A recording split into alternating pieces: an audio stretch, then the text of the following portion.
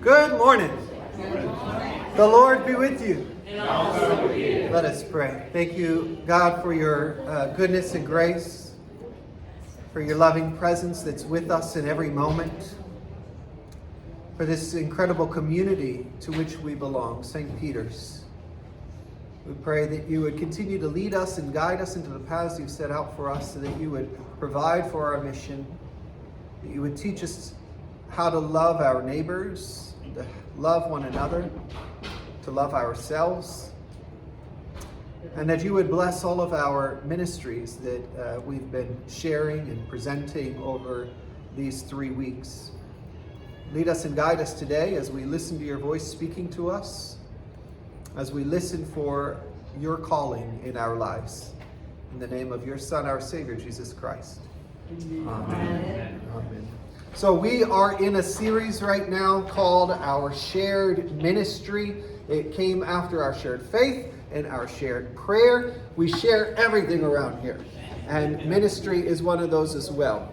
In the Episcopal Church and at St. Peter's in particular, we don't just hire people for ministry. We all participate in ministry, right? And my role as a priest and as rector is to come alongside of us and to help support the ministries of all of us as we come together. So our first week we talked about what ministry looks like in the Anglican tradition and how we have 4 orders of ministry. Can you name all 4?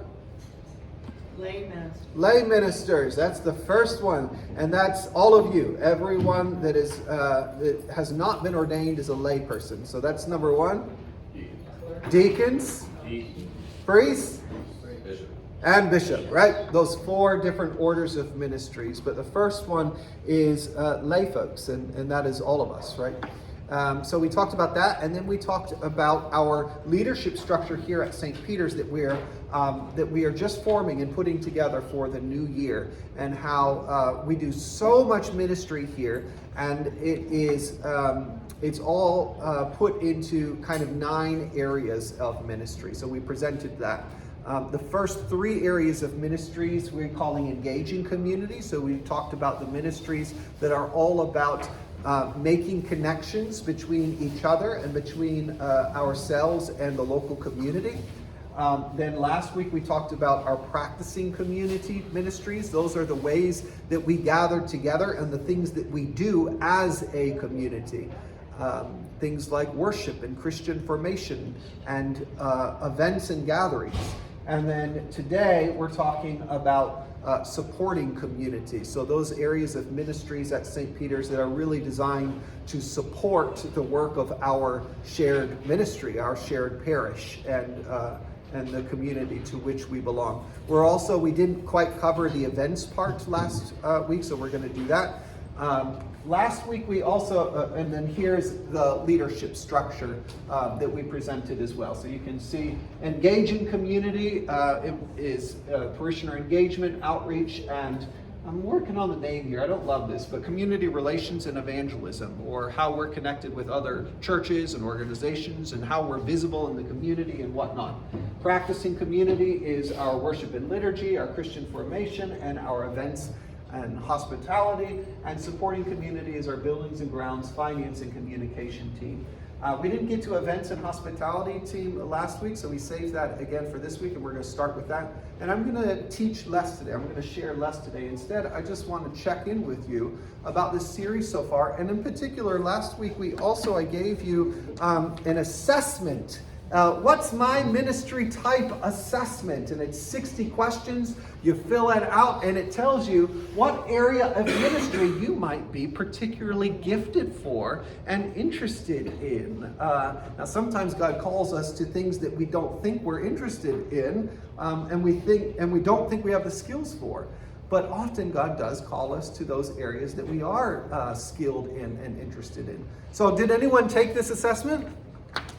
Oh, man.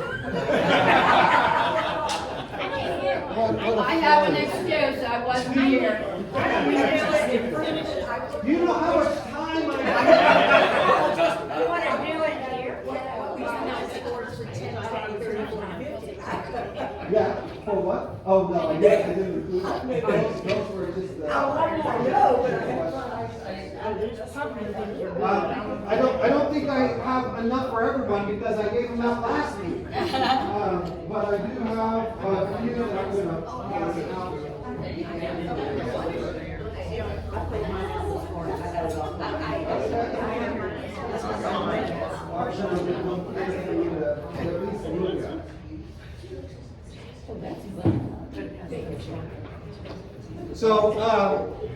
So again, this, does anyone else want one?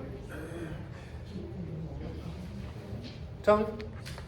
So the idea here is this assessment doesn't tell you exactly what you should do. Like it doesn't say, oh, you should join the altar guild, or oh, you should be an usher, or oh, you should be the treasurer. It doesn't say anything like that. But it does say the area of ministry that you might be interested in. So if you are someone that is a people person, that you love to connect with others, you love to make friends and to play matchmaker, help other people make friends, you love organizations and connecting with other groups and stuff, then you might be over here, engaging community, being a parishioner engagement team member or community relations evangelism or outreach. If you're someone that is so deeply moved by our worship together, and that is the very heart of it all for you, and you're interested in it, you're thinking a lot about it, you have questions about it, well, then you might be called to serve in one of these worship and liturgy ministries that we have. So those of you that have taken it or even looked through it, what was it like for you? Did you find that your top score? What was your top score, Ron? Was outreach. Outreach? Wonderful. With a close second to building and ground. Close second building and ground. The junior warden has to make sure we know that he's gifted for buildings and ground. Okay, great. What about you, Patty? You want to share? Mine was a tie between worship and liturgy and communications. Okay, lovely. Others? I'm with buildings and grounds. But I couldn't tell you what the runner-up was because I was doing this at 7 this morning. And I had to get ready to go to church. Yeah.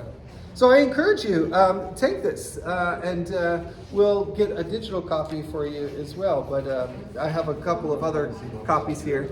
But it may help you, and it may help you reflect on where God is calling you. Because again, God calls all of us to ministry, and God calls us to ministry in our own lives outside of St. Peter, in our workplace, in our families, in our neighborhoods.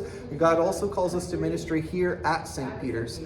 You'll notice when you walked in, we have our stewardship campaign status and goals, and one of them, participation, is that we have a goal of having 100 people involved in ministry here at St. Peter's, which sounds like an enormous number, but I've already counted, we're already up to like 90. So we're very close there.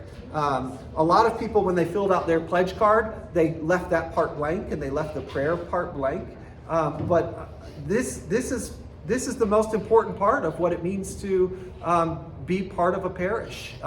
Yes, we give financially, that's incredibly important. It is not as important as our prayers and our participation. So we definitely need our finances, we need our budget, we need our resources. But I would love for you to tell us on a pledge how you intend to support St. Peter's ministry in your prayer and participation as well. So consider that. Any other questions or reflections on ministry at St. Peter's and what we've been talking about the last 3 weeks? Or about our leadership structure? I think it's important that periodically we put out there what all we do. We are a very active parish, Yeah. parish our size. Yeah. And I think we need to remind ourselves of all that we do. Yes, and so that's this ministry fair that we've been doing over the last 3 weeks. You see the board set up each week. There have been boards set up. Part of that is to help you know what opportunities there are for you, and there are sign-up sheets at every table because we want folks to sign up and help out and participate. But also, it's just for your knowledge and for your information and for your prayer life to know just how much goes into ministry at St. Peter's and all the things, particularly this week as we talk about supporting community. These ministries are less in the spotlight, right? Worship and liturgy, we see who's serving as an acolyte. We see who's up there preaching as a lay preacher. Meredith did a great job last week. We see who's ushering and whatnot. We don't always see Helen on the organ, but we know she's there, right? But if someone's serving on a finance team or a buildings and grounds team or a communications team, we don't always see that. And that is also a very important part of our ministry. Crucial. Same with our outreach. Some of you were here, but this last Friday morning, the room was full of food items, groceries. And some of us got together and we filled these 25 huge baskets and we delivered them to 5 different schools. It was amazing. How many people do you think we could feed with that basket? I was trying to think. It's intended for a family, so it's like 8 people or more for Thanksgiving dinner and more, right? Pasta, cereal. I mean, there was a lot, right? So 8 times 25. I mean, we were able to support and care for a lot of folks in need, and that was on Friday. A lot of us aren't here on Fridays. But ministry was happening. Ministry at St. Peter's is a daily thing, a daily reality. It happens every day. And on July 17th, we'll be celebrating 50,000 days of ministry at St. Peter's. 50,000 days, over 136 years. Pardon? I just wanted to share that so often I haven't wanted to volunteer for anything because I thought, oh my gosh, if I put my hand up once, they're going to ask me to do 500 things and I'll be here all the time. And I didn't understand the structure of one person doing one little piece really is what it's all about. Yeah. You don't have to feel like you're giving up, or not giving up, that you're locked into some kind of bigger structure, that you're a cog in the wheel, and it feels really good to just be a piece of something bigger than yourself. Yeah. So I just wanted to share that because I've been one that's often been reluctant out of that fear. And we do have people serving in multiple roles, but joyfully and not always to the same extent. So I shared the first week. We have 50-something roles or opportunities for ministry at St. Peter's, 50 different jobs, 50 different tasks that we do, over 50. And yet we have over 80 people active in ministry. Some of those jobs require more than one person, like the choir, we've got 10 choir members, right? So that's one job, but 10 people are doing it. But that just goes to show you that there are almost twice as many people serving as there are ministry roles here at St. Peter's. So it really does, it's a shared thing. It takes everyone to do a little part. All right, well then let's hear from our ministers. Wayne. One comment. Okay. I agree with Carol a lot about letting people know what's going on. And not that you need more work, but I think a quarterly newsletter from you, getting into the weeds, spotlighting a couple things that worked or didn't work, and spotlighting the metrics that supposedly we're gathering that work and don't work. Yeah. And that will let us know. Yeah. We already do it. Don't we do that anyway? Sort of. Thank you, Sunday. Sort of. I mean, I have weekly newsletters and or my weekly reflections in our weekly newsletter, and we have a monthly newsletter. But it does, and it has some statistics. It has some updates of things going on.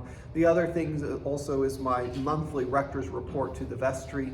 Includes, if you've seen the new format for it, it is very. It tells you 3 things to look for in the next month. 3 things that have been accomplished this month. 3 things that are coming up. And then it also has this month in a photo, this month in a haiku, my reading list. So it's a few different things. There's a link. You can get to that, but it's a little. If you're not on the vestry, it's a little weird to get to it. You have to click a link and then click a link, as opposed to just having it right in front of you. So we have some of that, but like a quarterly newsletter that puts it all together in one place would be helpful. All right, so let's start with events. Carolyn's been our MC. Are you going to do that again? Thank you. We're gonna keep moving and finish today. Hey, and not only that, but Carolyn, by the way, has been the one that has recruited everybody to put together their poster boards, and has gotten the sign-up sheets, and has emailed people and reminded us, and has worked with me and asked me what's going to be next and what we want. So, yay. First of all, before we forget, we need to thank Star Anderson. I hope people have been watching Yes. the TV back here. She has taken every week we've had, she's done the different ministries that we've been covering, so we all didn't have to have a lot of pictures that are on our signs and stuff. So please make sure you're watching, because The slideshow's been different every week. Every week the slideshow's been different. Historian subcategory. pictorial. Under communication side note, historian. One person committee. It's a lot of fun. I know, she's. So I get in events. trouble, but I love it. Okay, thank Get in you. trouble. Events, we're gonna start with coffee hour. I hope some of you got to see Betty Roney this morning. She was here, but she had surgery this week, so she's reliant on rides still, I think. But Betty Roney, Darlene Nelson, Betty Jones, Greg Gutowski's also been helping, and myself a little bit. But this is a note from Betty she wanted me to read. I thank the Lord for the opportunity to provide coffee hour between the services. As my ministry, I provide the coffee, creamer, sugar, etc. Anything else that is offered during the time is limited by your donations. So, you're getting a free cup of coffee, but if you could throw in the little donut bank over there every once in a while, a little something, that would help with some of the goodies that come with it, the toast, the bagels, those things. So that would be very helpful. If there is a sign-up sheet, if you would like to help, please, there isn't one, but I will get one. If you would like to help, that would be great. And to clarify, right now, coffee hour is not a line on our budget. Correct. That is just through donations. So we do appreciate any donations to contribute that. As Betty said, she is donating the coffee herself, and she loves to do that. But the food, it comes from donations. You can always just bring a food item one week. That Oh, would yeah. be great too, So, okay. Wayne and Margaret are both here for Engage Cafe.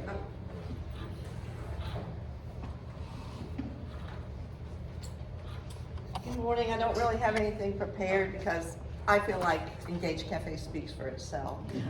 Most of you all have been here. I don't know if you've been here to our Wednesday night dinner, but most everybody else, I believe, has been here. It's used to be called Wednesday, just our Wednesday dinner, and then it was Wonderful Wednesday, and then we changed it to Engage Cafe because we find it very engaging. We used to do programs with our meals through the years, and then we just decided people just were happy just to sit around and visit, and they didn't need entertainment, so that was good with us. So on an average, we have been serving 50 to 60 people. But last week was our banner evening. We had 89 people at our Thanksgiving dinner. That's the most we've ever had. That's so. often more than the 10:30 service. I didn't want to say that. You don't serve food. But I didn't want to say that. We do. You're right. So, and I wanted to mention, you hear us talk all the time about RSVP, and I feel like we pester people about it and stuff, but it's so important. For the first time, recently, we ran out of food. We had 19 people that did not RSVP. So that almost doubled how many people were there. And we managed to feed Everyone except for you. except for the people that did the cooking. How about 5 But people anyway. without eating that night? But anyway, this past week, when we had 89 people, we had 80 RSVPs, and we are so thankful for that. Hold on, let's go just a little bit deeper. Wait, we only have 2-3 minutes. That's why I'm up here, not you. This is very important, this is very important. We had 80, which we're very thankful for. But many of those came after the fact. Thank God Mary had an unthawed, or had a turkey that was thawed. And then we went to everybody on Tuesday and said, double what you're doing. Because we gotta get timely now, RSVP's get timely. Okay, the other thing is, Wayne and I are, of course, in charge of this, as you know, because we do all the talking. Wayne does most all of the cooking, of the big meals. But we have what we call our team. Sandy and Carolyn, we depend on them every single week to bring salad, dessert, side, whatever we need. Plus there are others, Mary Roberts, Maggie, and the Gutowskis are very helpful. But what I wanted to say is, we would love anybody else that would like to participate. It's free to come and help us. We'd love to have anybody. We have some people that do volunteer to do the entire meal. That's not necessary. It's wonderful. Tim Hunt, Mark Connor, Neil and Jim have done a meal.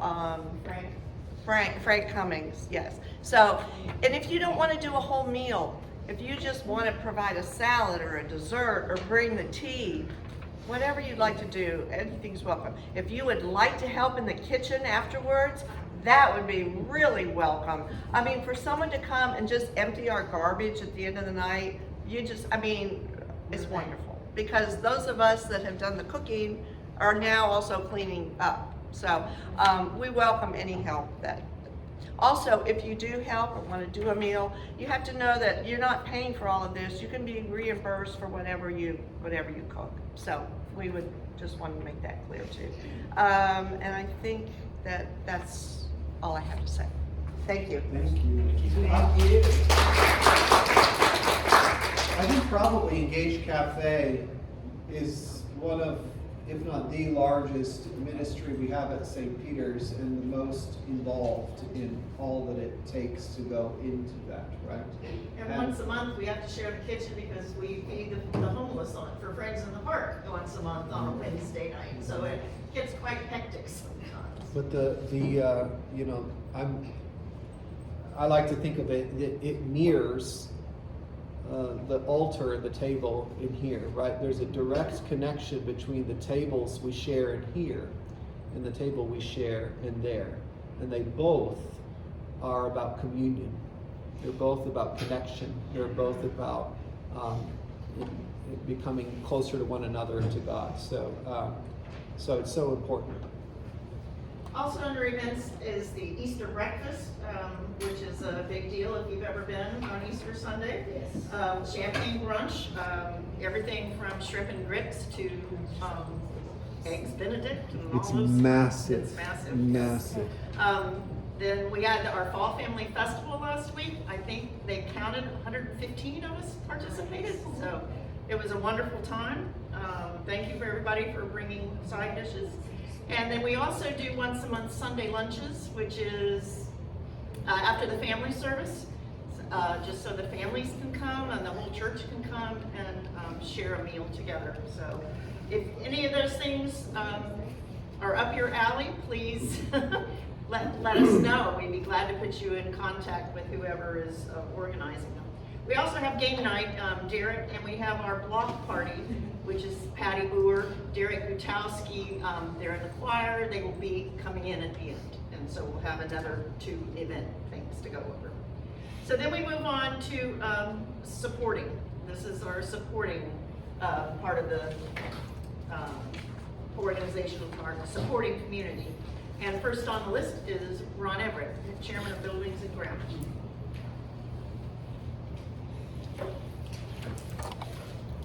Thank you, Carol.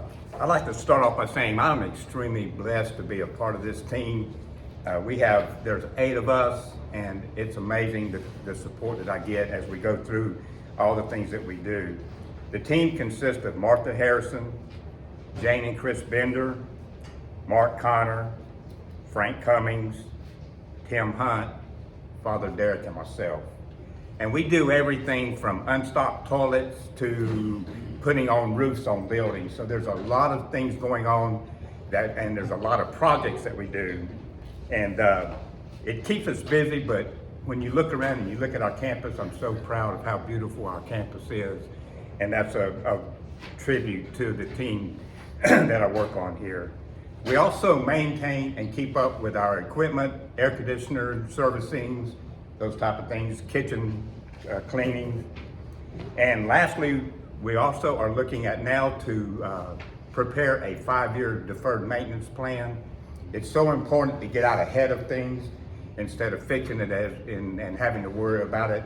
One of the things that Father Derek mentioned is a contingency fund so that we're not having to come up with financing ideas on how to get things fixed. Please understand that what I'm sharing with you today is just a small glimpse of what the team does. And again, I'm so proud and blessed to have them be a part of it. One thing we do need is there's actually 2 different things we're looking for. If you have a special skill set, whether it's plumbing, air conditioning, anything of that sort, landscaping, we can always use help on projects. And lastly, I would say the one thing that we could definitely use is some worker bees, because we have plenty of projects, and if you're interested in helping out and sharing some of this ministry, please sign up on the ministry sign-up sheet there, or you're welcome to come up and talk to any of the team members. But again, to the team, thank you very much for what you do. When we say we want plumbers and AC folks and electricians, that doesn't even necessarily mean we're asking you to do those things, but we need advice. We need people to tell us, who we should be working with and whether we should buy a new thing or just repair what we have, or all of that. That's a big part. So we appreciate feedback there. Today also begins our quilt auction, right? Jane, thanks to Jane Bender, who does this often, but this year you said the funds are going towards A special landscape, the front of the church. We have a very beautiful church, and we're very formal in our liturgy, and we have a mess at the front door. And I would like the funds raised from the quilt sale to go and redesign at the front steps, because that's where people see us first, is at those front steps. I normally come in the south or north transit, and after All Souls Day, working on altar yard, of course, went out to north transit, was like, the car's on the south side. So I walked around, and because I don't normally go in through that door, I don't see it. And maybe some of y'all that always go through that front door, it just got used to seeing it. And I feel like it needs a change. And so the monies from the quilt sales will go to that special landscape project that, I always recruit my son because he's got the tractor. And I said, hunting season's coming on. So I said, we don't have to do this right away. We can do it after hunting season, but wouldn't it be nice to have it all complete for Easter? Yeah. Oh, that'd be lovely. Yeah. So we at St. Peter's, we have a wonderful group of folks, a family that cuts our grass and does edging and does weed eating and things like that. But as far as landscaping of keeping like flower beds and shrubbery and things like that, we don't have anyone doing that at all. Every once in a while, folks do certain things, and Tony keeps up with the ant beds often, and this person does this, but there's no landscape ministry. In the past, there has been a landscape ministry where folks would adopt a certain part of the church campus, and they would keep up the flowers and the shrubbery in that area. I would love to see that again. So if you like working outdoors and you like working in the yard and that sort of thing, we would love to have help and participation and restart that ministry, a landscaping group. And if you have any designs and desires to work on designing the front steps, please let me know, because I've had some landscape courses, but, you know, that was a few years ago. Yeah, all right. And I have some ideas, but I would like better ideas to come. Thank you, Jane. Next would be finance. Finance. Here at St. Peter's, in the past, we have had a finance committee, and we have not had one since COVID. And so our vestry is really the ones that are responsible in our canons, in our church structure. The vestry is the ones responsible for the finances of the parish. And even when you have a finance committee, it's not the responsibility of the finance committee, it's the responsibility of the vestry. And so we have gotten by with the vestry being responsible for that work. In the new year, we are looking to start a finance team again, and their ministries would involve a number of different things. We have folks that count our offering each week, and then deposit that. We have an investment committee, an investment team that works with our endowment and our scholarships and those types of things. We do our stewardship campaign, which again has been the last 2 years has been mostly me, and then working with one or two other people. Patty Brewer helped me this year, so in the future, a finance team would really be able to help with the stewardship campaign as well. But really what I have for the stewardship campaign is a couple of projects that we need to review our money systems and how we operate, like how we hold our money, how we count our money, how we use our money, and all of those types of things, and a few other projects. So if you're interested or gifted in the area of money, we would love to have your support. We do have a treasurer, and that is Trey Stevens. You've been doing that for 5 years? Something like that. Something like that. Mike, how long has Mike been with the diocese? Right. So Mike Boer was a treasurer here for a while, but he is the canon for finance and administration at the diocese in the bishop's office now. So he thought, well, I'll let someone else do the treasurer work at St. Peter's. But Trey, do you want to say anything about what you do and what opportunities there are to support your work and come alongside you? And my name is Trey Stevens. Yes, been the treasurer here for several years. Every month we get a financial report from the diocesan bookkeeper, and so I typically review that, where we're at for our financial position. I assist with the annual budget, put that together based on historical data, and now Father Derek's helped out with that quite a bit, and so I just monitor throughout the year where we are, and if there's cash crunches, we'll make suggestions on what we can do. Also, I don't oversee, but in our endowment funds, whether it's the general, the scholarship fund, or the buildings and ground fund, I will again monitor that throughout the year. And we typically take a draw out of the endowment fund, about 4%, based on where we are as far as the gains are. And if we have a surplus, if there needs to be anything extra taken out or whatnot. So again, our finance commission, it's really hadn't had one in the last couple of years, but when we met, we don't make decisions.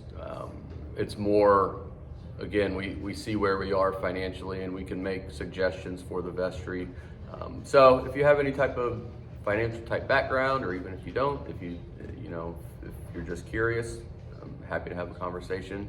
But if you think money and finance is in your wheelhouse, we'll look to getting that kick started in the new year. Thanks. Thanks, Trey. What do you do for a living? I'm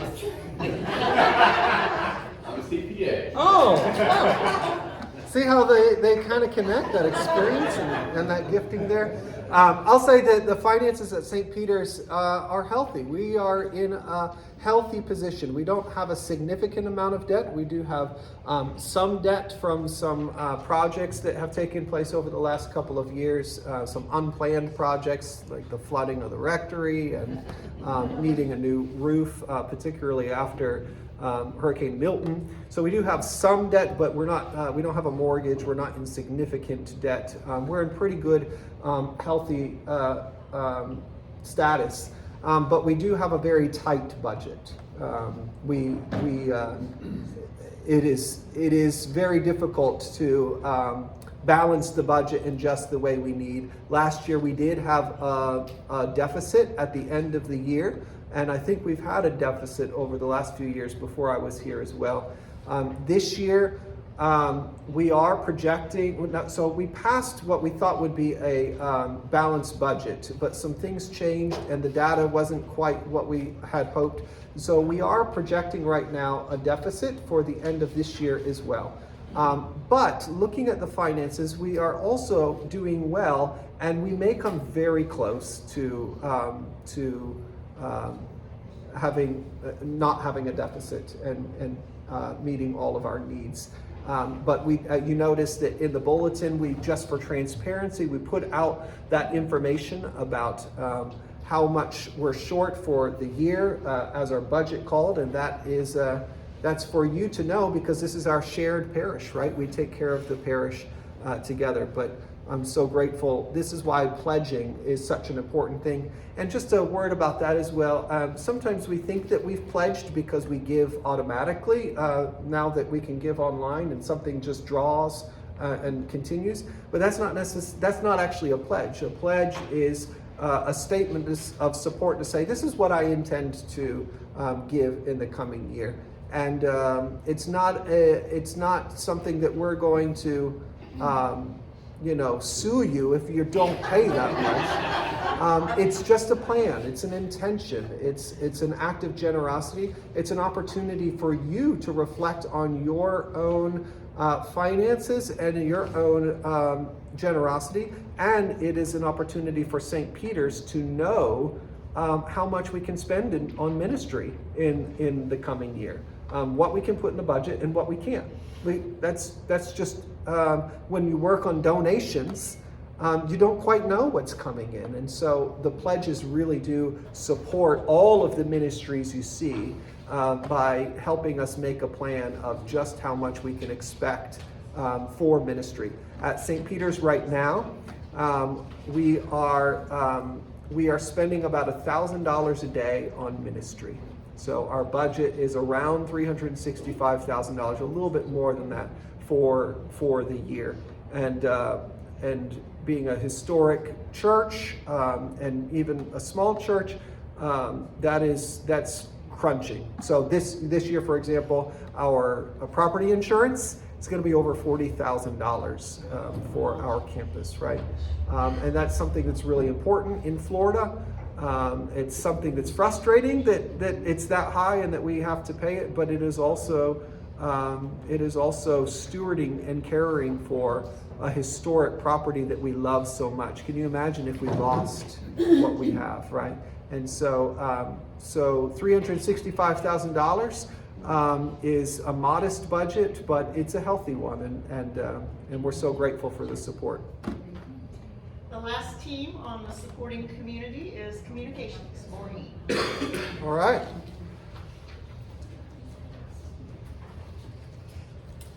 Good morning, I'm Maureen Nichols, and I'm part of your communications team at St. Peter's, so I wanted to highlight what our committee does. We are, except for Star, who's taking photographs in front of you, we are basically a behind-the-scenes ministry, and we help the people inside and outside our walls to stay informed about our various ministries and our many church activities here at St. Peter's. The avenues we use to send our information out are announcements at Sunday Masses. We have a weekly email this week at St. Peter's. You'll hear referred to as TWASP, but it's this week at St. Peter's, and it's a weekly email that lets you know what's going on every week. Occasional special emails get sent out. We have a monthly Cross Keys newsletter, our website. We have a news feed on Realm Connect, which I'll talk a little bit more about in a second, and our social media outlets, which right now like Facebook and Instagram. Our team works with leaders and other ministry leaders to support their ministries by keeping everyone informed, telling their stories, letting you know what activities they have and events they have upcoming, and ways for opportunities to serve. We strive to send out consistent and clear messaging, but also to build connection. We want to help people stay informed, to grow in faith by turning information into inspiration and engagement, and help people feel part of our church community. Right now our team consists of 7 people, but we would love that to grow. We meet about 1 hour a month on Zoom, so you can, from your home, car, whatever's convenient for you.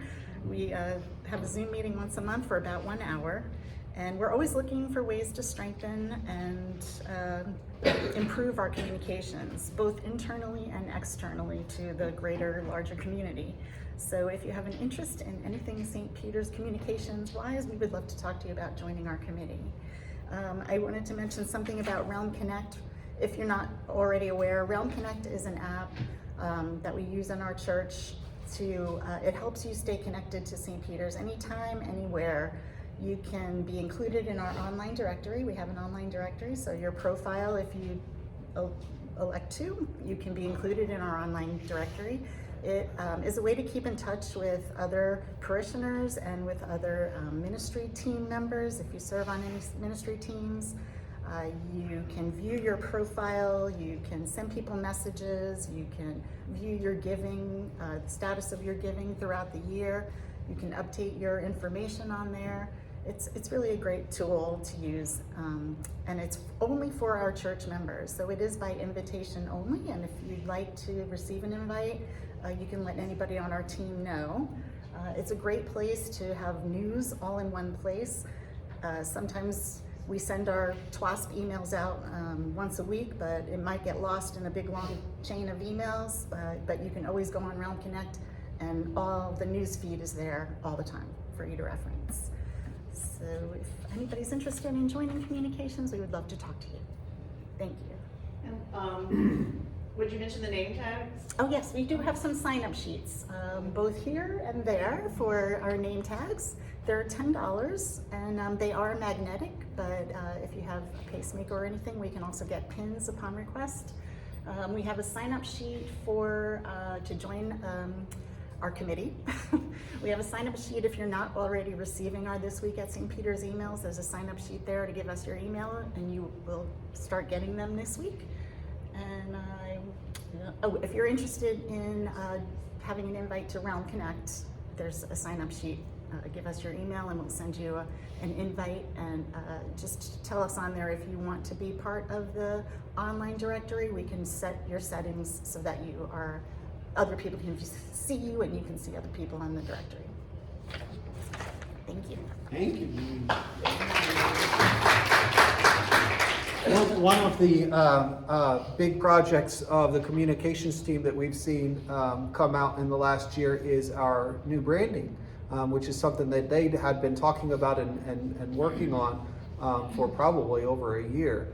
And we came out with those branding here, so you can see the product of that, our colors, our fonts, our logo, our image. It's over on our new merch there as well, and so you can even see it in the assessment here with the new logo, and then even the colors and everything. It all fits together. So we are still in the process of adapting all of our communications to kind of take on our new branding form as well, so everything looks fresh and beautiful. I was going to say, we're still waiting on Patty and Derek. So, since people haven't finished your surveys yet of what your ministry is going to be next Sunday, for the next couple of Sundays. We will put out all of the sign-up sheets. The boards won't be around, but the sign-up sheets will be out. If you find that you are fit into something like Ron fit into outreach, he can put his name on the outreach thing, and we will be in touch with him. Whoever is that committee will be in touch with him to give him information or see what he wants to do. So if you find you fit into something, put your name on that sign-up sheet, and they'll come, committee chair or whatever will talk to you about it. It's a step in the right direction. Thank you. We're waiting on Patty Hoover, the senior warden, Okay. and Derek. I finished if they're ready. Did anyone have any questions about any of these things, or did we miss certain ministries that you'd like to highlight? All right, Margaret? We didn't miss it. I forgot. I just wanted to mention, this week at Engage Cafe is our traditional lasagna dinner that we do the night before Thanksgiving, if anybody's interested. As far as RSVPs, you can RSVP by calling the church, letting one of us know, or doing it online. Secondly, there will be no Engage Cafe on December the 3rd. And then on the 10th, Mark Connor's cooking. And on the 17th, Tim Hunt will be providing the meal, because Wayne and I are taking a vacation. Nice. Well deserved. All right, Derek, do you want to come share a little? You can share from where you are or up here, either way. So we have started doing a game night. It's a little bit of an expansion of, we started with a D&D group that had started where we meet. What's D&D? D&D is Dungeons and Dragons. Oh, It's a collaborative story telling fantasy setting game that we play together. There is a collaborative, undetermined story that we all kind of participate in together, and as a part of a role-playing game. That may or may not be everybody's cup of tea. And so we've expanded that in the same area to also include other people that like to do other things. We've invited people to come and play hearts or Yahtzee. There's been several rousing games of Yahtzee that have happened. But it's also a chance for kind of different generations to have a way to meaningfully interact with each other. Well, I mean, you rarely have an opportunity for someone who's 7 and 70 to have a real interaction, and teaching someone how to play rummy or war. So it's a real way for us to have a real interaction between the generations. And then also, if you decide to come play D&D with us, we'd love to have you. Well, you don't have to know anything about it, just a willingness to kind of suspend your belief and kind of enter into a different theater and kind of participate. So we'd love to have you either play Yahtzee or D&D or whatever game you'd like to play, bananagrams, or whatever you want to bring. And first and third Mondays. First and third Mondays of every month. So this upcoming Monday we will not have one. We just had one this past Monday, but we'd love to have you come out and it's a great opportunity for you to invite people that are. It may be a little bit more awkward to invite them to an unchurched person to a Bible study or a worship service. So this is also a way to kind of introduce them to the Christian community. We'd love to have you or anyone that you'd love to invite to come and participate. And in fact, perhaps half or more of the folks that are currently coming regularly are not members of St. Peter's. They're friends, they're community members. There's at least one person that just found an announcement online and just showed up. And so it's also a great way to connect with folks in our community. Thank you. Thank you. And the last event that we're going to talk about is the block party, and that's Patty Hoover. You want to come up here? Sure.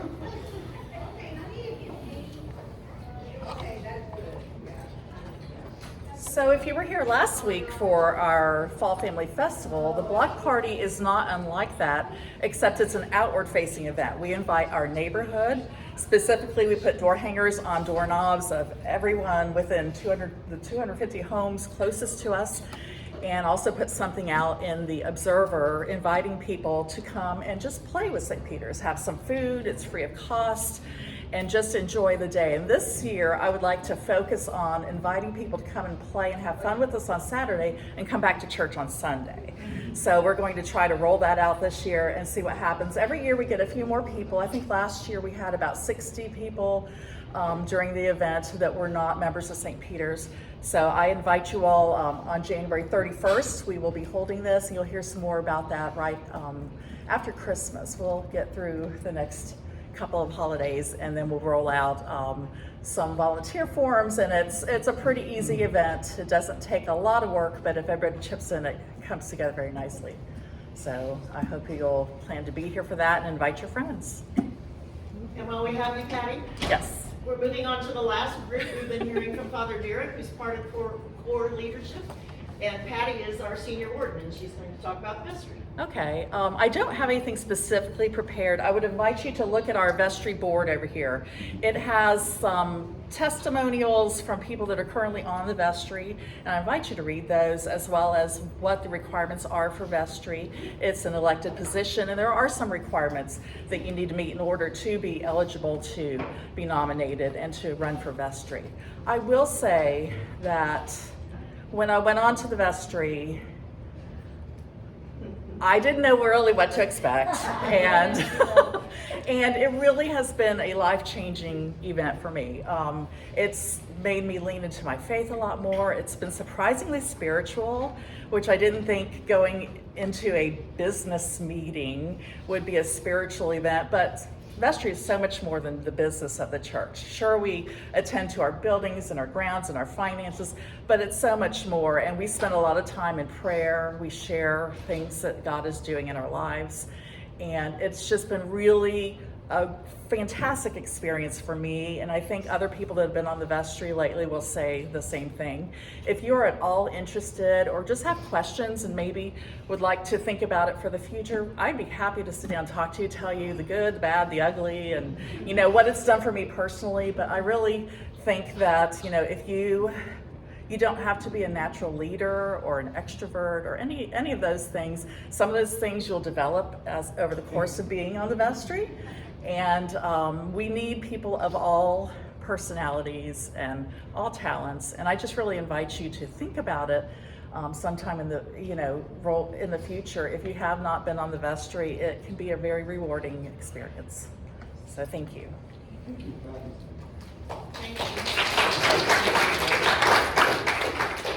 And just before we go, Star wanted to say something about the angel tree. Well, I wanted to, first of all, thank you for all who participated in the angel tree. All of the angels have been taken. I have yours and I have Maggie's, and they're all been taken, and for your friends anyway. And it's going to be replaced by the newlywed tree, which is goes back to Jen, I guess. Jenny and Kubler and Jennifer were getting married, and they couldn't afford to invite everybody. And those sweet little ladies wanted to have a shower for them, and they said, and so Nancy Everett said, and when I was in Mississippi, we had a newlywed tree where we showered all of our newlyweds with Christmas ornaments. So that's where it started, and we do that to this day. There's a faithful band of people that do this, and some people say to me that they don't take part because they may not know the newlyweds. Well, what better way to get to know them and welcome them? A lot of them are sort of new. And so it's a great way to shower them with love and just welcome them in another way into our parish. So what is it that we'll do? Like, what do you give, or what do you? Yeah, you just buy a simple or make a simple little ornament for each person. Okay. I like to get the frame one, and if I can find their wedding picture on That's Facebook. extra. She's I know extra. it. I like to get, but no, just Karen made these cute little things for every single teacher on her staff, and I said, wouldn't that be cute to give to the newlyweds? So she's making hers, and so just anything. Our first Christmas. I'll tell you, I Okay, have go ahead. ornaments that I put on my tree every year that I got on my newlywed tree. I have a little church that she gave, that Sandy had in it. She had our names written on it, so they're very special. And that's How many of you in here have had a family member or yourself been a recipient of the angel tree? Newlywed. I'm sorry, the newlywed tree. Lovely. I mean, we knew what you meant. Yeah, I mean, look around, we have, and again, we do, like Amy Booer's getting married. Amy grew up in this church. She was confirmed, youth group, graduated, everything. She lives in another city, but her parents are still here, and so we lovingly shower her and her husband, along with AJ and all of the children who grew up here. We know them, and they may not be here now, but you never know when they're gonna move back. They might come back. They might actually come back. So how many couples do you have this year? We have 4 so far, and so also I put a blurb in, if you know them, like the St. David's people, we don't know your families and who's grown up at St. David's, but if you have relatives or grandchildren that grew up and went through the whole process, please let us know and we'll honor them too. All right. Well, thank you for that, Star, and thank you for this series. It's been enlightening for me as well to see just how much is going on here, and we're all part of it. This is our shared parish, our shared ministry. Next week we begin the season of Advent, and it just so happens that the first Sunday of Advent is our Family Sunday, and so we'll have our intergenerational family Sunday school at this time. And so folks of all ages, the children will be in here with us. We'll do a little teaching, and we're going to do some crafting as well for the season of Advent. Maybe have some decorations that we can take home to observe the season for us. And then after that, we'll have 3 more weeks of Advent, and we'll be doing some Bible study and reflection together in this context. So I'm looking forward to that. Come back next week. Thank you.